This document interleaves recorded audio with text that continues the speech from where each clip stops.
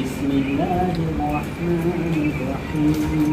Media के reporter हजार आप तमाम लोगों का इस्तेमाल करते हुए मैं फीस नहीं भर पाएंगे या हम कैसे क्या पढ़ाएंगे, इसके लिए हमारी सोसाइटी का जरूरत है।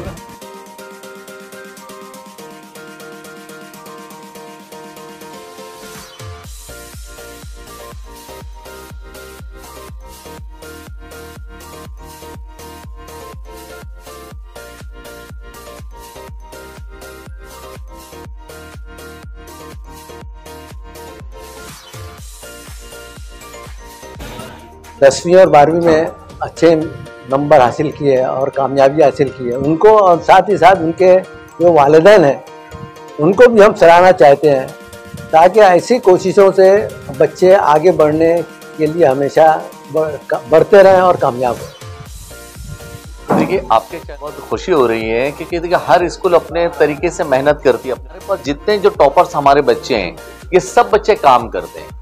काम करने के बाद हमारे स्कूल आते थे, तो इसलिए हम उनको बहुत कंसीडर करते थे। हम यहाँ पे आपको बुक्स प्रोवाइड करेंगे, आपको यूनिफॉर्म प्रोवाइड करेंगे, और हम चाहते कि जो ज़्यादा से ज़्यादा ऐसे बच्चे आए जिनके पीछे हम खिदमत कर सके और उनको एक अच्छा उनका फ्यूचर बना सके। यानी मेरे पास फाइनेंशियली कंडीशन ठीक नहीं है, तो उसके लिए हमारा 24 घंटा हमारी सोसाइटी का दरवाज़ा खुला है। हम लोग की उसके बाद छुट्टी के बाद एक्स्ट्रा क्लास 1.5 घंटे की, तकरीबन 2:30 बजे कभी 2 बजे आता था। सुबह में भी पढ़ते थे, सुबह में 5-6 घंटा पढ़ते थे, उसके बाद रात में भी एक्स्ट्रा क्लास रहती थी, दोपहर की भी एक्स्ट्रा क्लास रहती थी। छोटा सा एलेक्सा नाम का डिवाइस है और उसको हमने इस स्टेचू में, इस पुतले में नस्ब कर दिया, लगा दिया हुआ है, और इससे जो पूछे वो बच्चे पूछते हैं, वो जवाब देता है। इलेक्ट्रिक व्हीकल्स का एक जाना माना शोरूम बीगॉस है। आर केबल सिंस 1986 ने बीगॉस नाम से अपने इलेक्ट्रिकल व्हीकल में काफी सारे फीचर्स देकर इसे ड्रीम ई स्कूटर बना दिया है, जो किसी भी 2 व्हीलर राइडर, खास करके फैमिलीज को अपनी तरफ अट्रैक्ट करने के लिए काफी है। इस BG D15 मॉडल में आपको मिलेंगी 36,000 किलोमीटर या 3 साल की वारंटी, जिसे आप एक्सटेंड भी कर सकते हैं। ये एक चार्ज में 115 किलोमीटर चलेगा, जिसका खर्च सिर्फ 30 रुपए आता है। Full metal body, big and spacious seat, 16 inch alloy wheels, 20 से ज्यादा safety features, IP67 waterproof battery जिसे आप अपने घर पर भी चार्ज कर सकते हैं, GPS सिस्टम जैसे बहुत सारे फीचर्स दिए गए हैं। ये made in India e scooter है। आज के इस प्रोग्राम में ख़ास तौर से हम उन बच्चों को जिन्होंने 10वीं और 12वीं में अच्छे नंबर हासिल किए और कामयाबी हासिल की है उनको, और साथ ही साथ उनके जो वालिदैन हैं उनको भी हम सराहना चाहते हैं, ताकि ऐसी कोशिशों से बच्चे आगे बढ़ने के लिए हमेशा बढ़ते रहें और कामयाब हों। देखिए, आपके चैनल से बताते हुए मुझको बहुत खुशी हो रही है क्योंकि देखिए हर स्कूल अपने तरीके से मेहनत करती है अपने बच्चों के लिए, लेकिन सबसे अहम बात हमारे पास ये है कि हमारे पास जो बच्चे बहुत ही गरीब घर से हैं, और ये ऐसे बच्चे हैं ना कि कोई क्लास ही अटेंड नहीं करते। अब ऐसे बच्चों को अल्हम्दुलिल्लाह हमारे स्कूल में हमारे असातिज़ा सब मिलके मेहनत करते हैं, और 335 बच्चे हमारे 12th में अपीयर हुए हैं, उसके अंदर हमारा 90% रिजल्ट है, और 145 बच्चे हमारे 10th के अंदर अपीयर होते हैं, और उसके अंदर 96% हमारा रिजल्ट है। माशाल्लाह, इसके लिए मैं मुबारकबाद देता हूँ। और सबसे अहम बात आपके चैनल से मैं शहर को बताना चाह रहा हूँ कि हमारे पास जितने जो टॉपर्स हमारे बच्चे हैं, ये सब बच्चे काम करते हैं। काम करने के बाद हमारे स्कूल आते थे, तो इसलिए हम उनको बहुत कंसीडर करते थे, और काम करने के बाद ये स्कूल आते हैं, और इनके जो वालिदैन हैं ये भी कोई भीम भरते हैं, कोई ठेला लगाते हैं। हमारा जो टॉपर है दरगाह दीवान शाह के सामने, वो ठेला लगाता है। जो हमारा 12 का बच्चा हुआ है वो अमेज़न में काम करता है। जो सेकंड बच्चा है वो मेडिकल पे काम करता है। गर्ल्स के जितने भी हमारे टॉपर्स को हम यहाँ पर जमा किए हैं, आप सबसे अब इंटरव्यू ले सकते हैं, सब के सब काम करते हैं, और उसके बावजूद आज बेहतरीन रिजल्ट लाए। तो आज हमारा मकसद सिर्फ ये था, क्योंकि बच्चों का रिजल्ट डिस्ट्रीब्यूशन था, तो हमारे चेयरमैन साहब ने कहा कि भाई ऐसे बच्चों को स्पेशली बुलाया जाए और इनको अलग से मदद की जाए। ये जो बच्चे टॉपर आए, तो इसमें स्कूल का क्या रोल रहा इनको पढ़ाने में? जैसे कि आपने बोला कि हम लोग कंसीडर करते थे, जी, तो किस तरह का कंसीडर आप लोग करते थे और क्या एक्स्ट्रा एफर्ट्स आप लोग देते थे स्कूल में? देखिए, सबसे पहली बात तो इनको कंसिडर इसलिए करते थे कि अगर जो बच्चे अमेज़न में काम करते हैं या इनकी रात की शिफ्ट रहती थी, तो अगर कभी ये देर से आते तो हम इनको एडजस्ट करते थे। फिर प्लस इनकी फीस का कोई मैटर है तो वो भी हम कंसिडर करते थे। और सबसे अहम बात कि ऐसे बच्चों के लिए जो कोई क्लास नहीं जा सकते स्कूल के बाद, हम इनकी एक्स्ट्रा क्लास तो 1.5 घंटे की लेते थे। उसके अलावा मगरिब से लेकर इशा तक रोज़ाना रात में ऐसे बच्चों को बुलाया जाता था और हमारे तमाम असातिज़ा फ्री ऑफ चार्ज यानी कोई पैसा नहीं, फ्री ऑफ कॉस्ट तमाम बच्चों को पढ़ाते थे। और अल्हम्दुलिल्लाह उस नाइट क्लास की वजह से हमारा पर्सन हमेशा बहुत अच्छा रहता है और वो बच्चे जो कहीं क्लास नहीं अटेंड कर पाते वो हमारी उस क्लास में आते हैं और अल्हम्दुलिल्लाह उनसे उनको बहुत फ़ायदा होता है। देखिए ये प्रोग्राम इसलिए है कि इनको एक बूस्ट मिले और भी जो बच्चे हैं जो जिनके पेरेंट्स जो दबे हुए हैं जो नहीं ये नहीं वो जो एफर्ट नहीं कर सकते कि हमारे बच्चे हम पढ़ाएं ये करें, उन पेरेंट्स के लिए है और उन बच्चों के लिए है कि आप भी हमारे पास आइए। हमारा मेडिकल हमारा क्या एडमिशन का कैंप लगता है हर भिवंडी के हर हिस्से में जाके हमारे जो टीचर्स है वो जाके कैंप लगाते हैं और वो कैंप में आप ज़्यादा से ज़्यादा शिरकत करिए और अल्हम्दुलिल्लाह वहाँ पे आप जाके उन सर लोग से मिलिए और आपको जो भी किस्म की प्रॉब्लम है आप उनको बताइए। इंशाल्लाह हम यहाँ पे एडमिशन देंगे, हम यहाँ पे आपको बुक्स प्रोवाइड करेंगे, आपको यूनिफॉर्म प्रोवाइड करेंगे और हम चाहते कि जो ज़्यादा से ज़्यादा ऐसे बच्चे आए जिनके पीछे हम खिदमत कर सकें और उनको एक अच्छा उनका फ्यूचर बना सकें। अच्छा, इसके अंदर जैसे कि आपने बताया कि हम ज़्यादा से ज़्यादा हम लोग कैंप लगाते हैं जी। तो हर साल इस तरह के कैंप लगते हैं जी, और जी, जी। क्या उसका मतलब रिजल्ट क्या मतलब कितना सक्सेस रेशियो है? अभी आपके सामने रिजल्ट ये सब जो बच्चे आए अल्हम्दुलिल्लाह हम कैंप लगाते हैं, ऐसे बच्चे आते हैं। मतलब मैं एडमिशन के नंबर ऑफ एडमिशंस के बारे में देखिए मिनिमम एक कैंप में हमको 20 से 30 बच्चे मिलते हैं अल्हम्दुलिल्लाह और वो आप जाएंगे नेक्स्ट टाइम इंशाल्लाह आप लोग को भी बुलाएंगे वो कैंप वो एरिया में जो जाते हैं वो जो कि एकदम यानी जैसे आप स्लम एरिया होता है और पीछे यानी वहाँ पे पेरेंट्स डरते हैं कि हम बच्चों को पढ़ाना चाहते हैं मगर वो उनकी फाइनेंशियली हालत इतनी ठीक नहीं होती कि हम कैसे कि वो हिम्मत नहीं कर पाते, उनके अंदर एक डर है, वो डर को हम निकालना चाहते हैं। मतलब दिन पे दिन जो देखा जा रहा है कि जो उर्दू मीडियम का जो इंटरेस्ट है लोगों के अंदर वो कम होता जा रहा है, मतलब लोगों का जो रुझान है वो ज़्यादा इंग्लिश मीडियम उसमें भी प्राइवेट में जो है बहुत ज़्यादा हो रहा है, तो बच्चे उर्दू मीडियम में आए या तो फिर एक उर्दू जबान जो देखिए मैं इसके लिए आपको एक एग्जांपल दूंगा, एक मिसाल दूंगा कि हमारे यहाँ पे उर्दू का जो आप जो बोल रहे ट्रेंड जो कम हो रहा है बिल्कुल सही बात है, लेकिन इंशाल्लाह ये कम ट्रेंड खत्म हो गया, कम होना अब बढ़ना शुरू हो गया माशाल्लाह। अभी हमारे पास जो स्टूडेंट्स के जो फॉर्म्स आ रहे हैं जो रिक्वायरमेंट आ रही है अब बढ़ रहा है माशाल्लाह। अभी मैं आपको एक इसके लिए बेस्ट एग्जांपल दूंगा कि हमारे यहाँ पे जो हमारे जो टीचर्स है ये जो कैंप लगाते हैं जाते हैं तो वहाँ पे हमको एक पेरेंट्स से साजिद सर और जो स्टाफ है वो एक किसी पेरेंट्स से मिले, वो उनके वालिद टायर पंचर बनाने का काम करते थे बराबर है और उनका नाम तो उनके वालिद का नाम क्या था, मनोज कनौजिया करके। ये नॉन परफॉर्मिंग उर्दू स्टूडेंट है, यानी ये उर्दू बेस्ड का स्टूडेंट नहीं है, वो बच्चे का नाम है प्रभाकर कनौजिया। वो अल्हम्दुलिल्लाह वैसे बच्चों को सर ने उठा के लेके आए और यहाँ पर उनको पूरा कंप्लीट एजुकेशन दिया, उनको हर चीज़ से उनको मेंटली किसी किस्म का प्रेशर आने नहीं दिया, फीस का यूनिफॉर्म का। अल्हम्दुलिल्लाह वो बच्चा आज हमारे स्कूल में 77% लेके आया 10th में।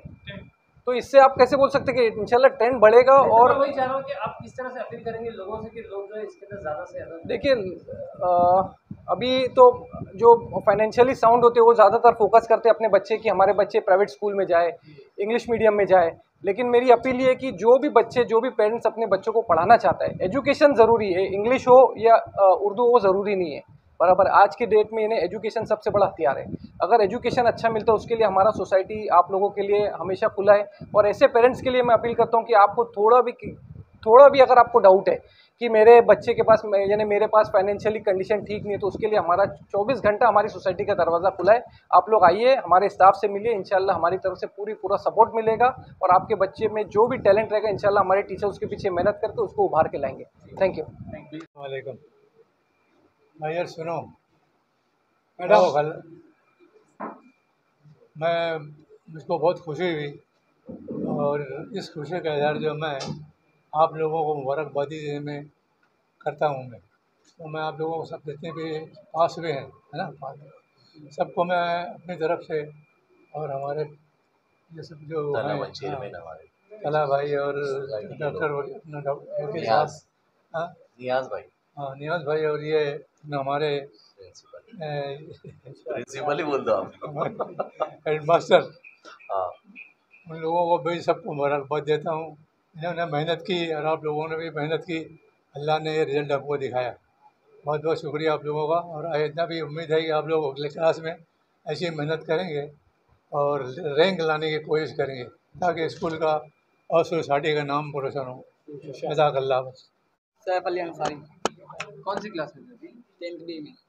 10th में कितना परसेंटेज आया? 85। 85। तो थोड़ा बताएंगे किस तरह से पढ़ाई वगैरह कैसे करते थे, स्टडीज स्कूल से क्या सपोर्ट था सर, थोड़ा सा बताओ। स्कूल से सुबह में कभी स्कूल से लेट हो जाए कोई वजह से तो स्कूल वाले अंदर ले लेते थे, हाँ। पढ़ाई करते थे। और स्कूल ने बहुत सपोर्ट किया, बहुत मदद की हम लोग की। इसके बाद छुट्टी के बाद एक्स्ट्रा क्लास 1.5 घंटे की, तकरीबन 2:30 बजे कभी 2 बजे तक रहते रहते। फिर इसके बाद जो बच्चे नहीं पढ़ पाते थे, मतलब जो ट्यूशन वगैरह नहीं जा पाते थे, इनके लिए रात में मगरिब बाद ऐसा तक नाइट क्लास रहती थी। इसके अंदर टीचर लोग आते थे और पढ़ाते थे। तो तुम लेट क्यों होते थे? रोज नहीं, कभी कभार, क्यों? कभी आँख वगैरह लग जाए। अच्छा अच्छा, मतलब काम वगैरह करते तुम कुछ? नहीं, काम ऐसे नहीं करते, लेकिन दवाखाने में रहते हैं। दवाखाना है यहाँ पे रहते हैं। अच्छा, वहाँ पे रहते हैं। ठीक है, अभी आगे क्या करना है सोच रहे? आगे 11th-12 करना है। इसके बाद मतलब वो 11-12 में क्या, मतलब क्या है, कुछ सोचा होगा ना अभी? 11th-12 साइंस से लेना है और इसके बाद इसके अंदर मैथ्स लेना है हाँ, और बायो भी लेना है साथ में। तो क्या मेडिकल, क्या डॉक्टर बनने का सोच रहे हैं? नहीं, फिर इंटर एग्जाम की तैयारी करेंगे। इंटर एग्जाम से। अच्छा अच्छा। हाँ, मैं 10th क्लास में पढ़ता हूँ और कितना परसेंटेज आया? मेरा 82.60। 82.60। तो अभी आगे क्या करना है? आगे मैं 11th-12 करूँगा, उसके बाद डॉक्टर या फिर इंजीनियर की कोर्स करूँगा। अच्छा, जो 82% आया तो इसमें स्कूल का क्या सपोर्ट है? स्कूल का बहुत सपोर्ट था सर। सुबह में भी पढ़ते थे, सुबह में 5-6 घंटा पढ़ते थे। उसके बाद रात में भी एक्स्ट्रा क्लास रहती थी, दोपहर की भी एक्स्ट्रा क्लास रहती थी। मतलब इतना सपोर्ट मिलना चाहिए उतना मिला हम लोग को स्कूल से। ट्यूशन वगैरह हम लोग नहीं लगे थे। ट्यूशन नहीं किया? नहीं, सिर्फ स्कूल से जो पढ़े वही पढ़े। मतलब सब टीचर्स ने अच्छे से? हाँ। अच्छा, मेरा सोशल साइंस में। सोशल साइंस में ज़्यादा मार्क्स आया, क्यों मैथ्स में नहीं आया? अच्छा, मैथ्स में भी अच्छा आया है, सोशल साइंस में सबसे ज़्यादा आया है। मैथ्स के साथ ज़्यादा मार्क्स नहीं। वालेकुम वर्हमतुल्लाहि वबरकातुहू।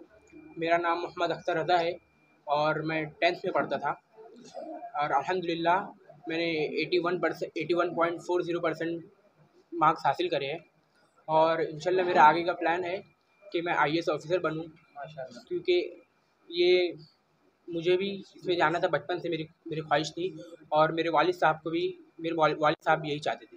अच्छा, तो उसके लिए कैसी तैयारी करोगे IAS के लिए?